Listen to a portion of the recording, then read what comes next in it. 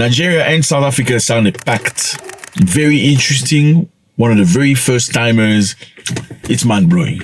So Nigeria and South Africa have signed a significant agreement to bolster their bilateral cooperation, particularly in the mining sector. Okay.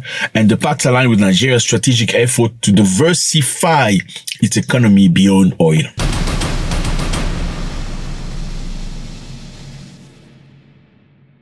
What's up, everybody? I hope you're doing good.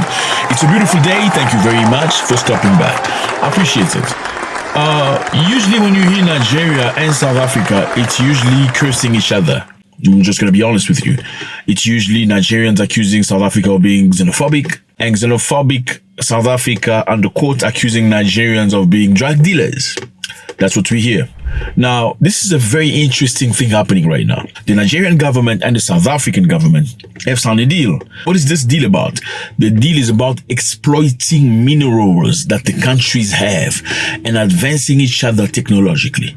This is beautiful, fellas. Nigerian mining minister and the South African came together in an agreement. Minister Dele Aleke said the two countries will partner in mining. As the largest economies on the continent, our partnership in the mining sector holds immense potential to drive industrialization, create jobs, and foster sustainable development across the entire length and breadth of Africa. The focus of this engagement, which is enhancing cooperation in geology, mining, and mineral processing, is both very timely and strategic. Besides oil, Nigeria is also rich in gold, limestone, lithium, iron ore, zinc. Besides oil, Nigeria has about 23 mineral deposits on commercial value. A lot of people don't know that. And I know usually Africans like to focus on one thing. It's like when an African discovers that he can sing, he forgets everything. He doesn't go to school.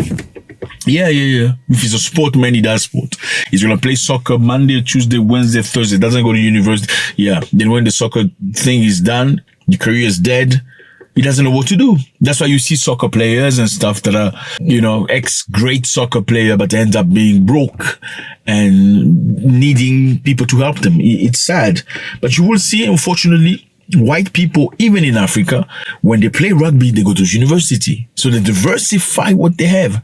You play rugby, you're a superstar, they applaud you, you get contract and all that stuff. But comes a time where the rugby life is going to end. What are you going to have next? You have to diversify. You have to fall back into things that you did, your studies, if you didn't invest. Now, Africans usually do not diversify. If you see most African countries, the one that have gold, they just focus on gold. Niger has uranium. They just focus on uranium. Only recently, they're trying to go into oil. Congo has diamonds. They only focus on diamond for a long time, forgetting all the other things that they have. Nigeria has oil, but Nigeria has 23 other deposits they don't tap into. And it's only generates 1% of the economy of Nigeria. Nigeria and South Africa are starting a mining collaboration.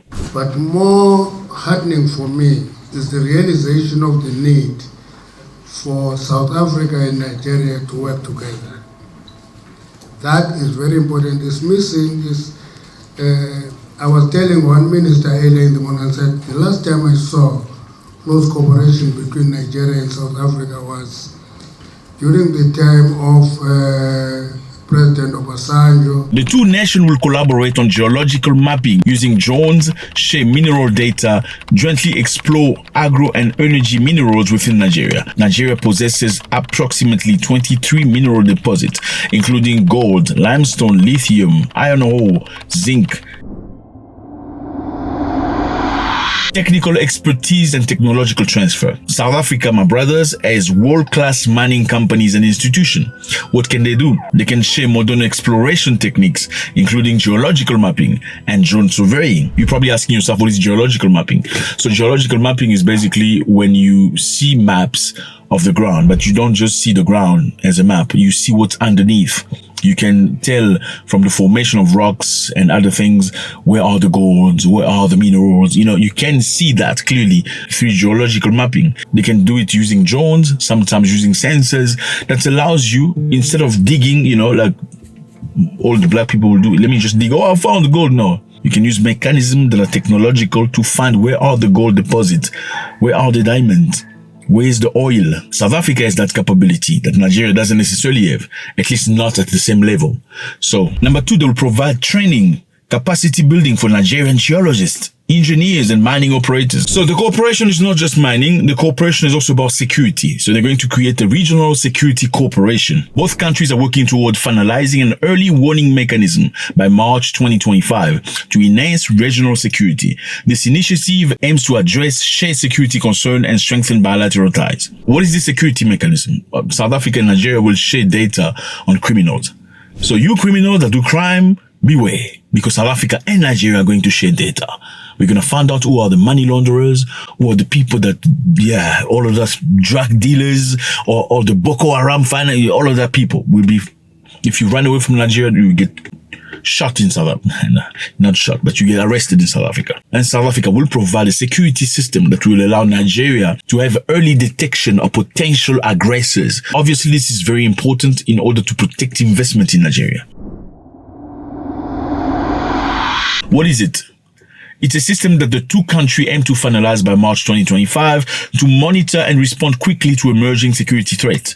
How does this work? Think of it like a network that uses data, intelligent reports, and regional observation to detect signs of instability like terrorism, political unrest, and cross-border crime before they escalate. The goal is to enable rapid responses, prevent conflict through intelligence service, diplomatic coordination, and security intervention. So Nigeria and South Africa coming together, fellas. So it's not just about Nigerian men liking Osa women. Yeah, Osa women are these women. These women here, you see them usually in their weddings, they dress up in black and white. They're usually very good looking girls. Look at that, look at that. These are the women from South Africa. Nigerians love these women. I mean, look at them. They're lovely. Now, on the other hand, South Africans believe that Nigerian women look like men. It's bad. I mean, these people go at each other really bad. Bad. Nigerian men believe South African men look like Africans in the 1960s. Like they have not progressed. They look backward in terms of physicality and mentality. All South Africans, I don't know. In the same token, South African people believe Nigerian women look like men. Like the men. Anyway, let's go.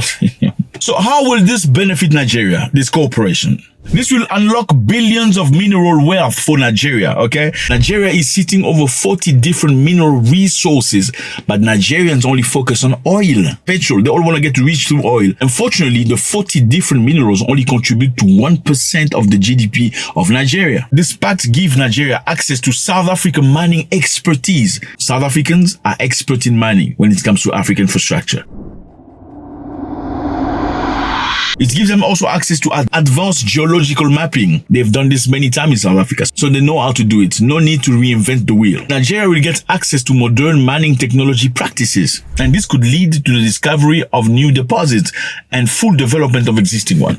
Gold, lithium, iron ore, zinc. These are very important things, my brother. I mean, there's so many things you can do with gold in the medicals, in the jewelry industry, in many other fields, in army, military. There's many things you can do with lithium. Lithium is important for batteries, for electrical cars. You know, Elon Musk wants to access Nigeria's lithium industry. What did Nigeria say? They didn't negotiate appropriately. Elon Musk is gone. South Africa will help Nigeria untap that possibility. Nigeria will also benefit in capacity building and knowledge transfer. Obviously, when South Africa come and work in Nigeria, they will transfer knowledge to Nigerians. Nigerian mining sectors lack skilled labor and infrastructure. South African experts will help train Nigerian geologists, miners, and engineers, boosting local capacity. This means more jobs for Nigeria, better safety standard, and increased local participation in mining.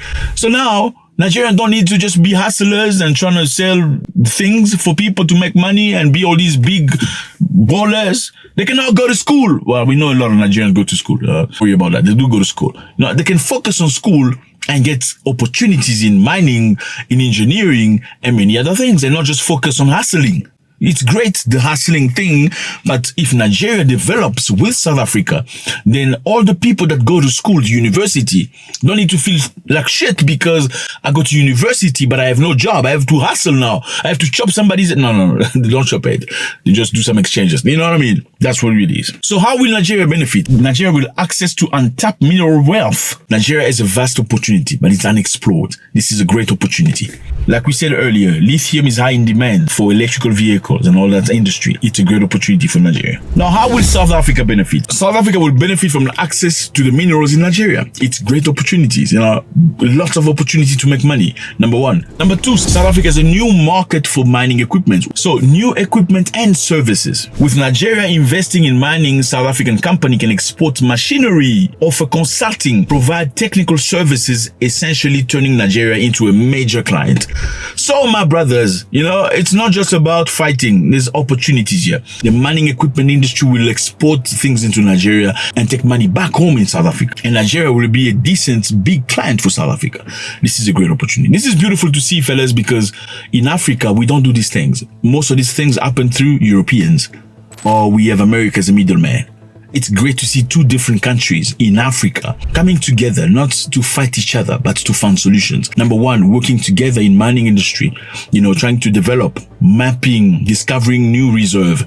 Number two, training each other. In this case, Nigeria will be trained by South Africa into revamping its infrastructure.